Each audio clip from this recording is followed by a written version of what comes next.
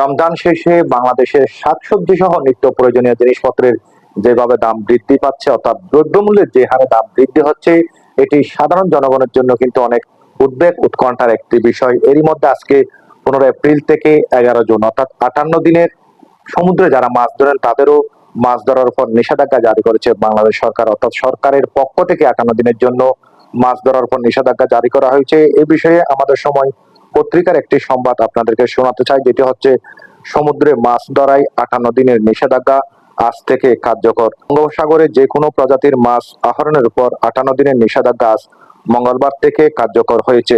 আগামী 11 জুন পর্যন্ত এই নিষেধাজ্ঞা চলবে। এই সময় জেলেদের মাথাপিছু 78 কেজি করে চাল দেবে সরকার বলা জেলা মৎস্য কর্মকর্তা বিশ্বজিৎ কুমার দেব বিষয়টি নিশ্চিত করেছেন।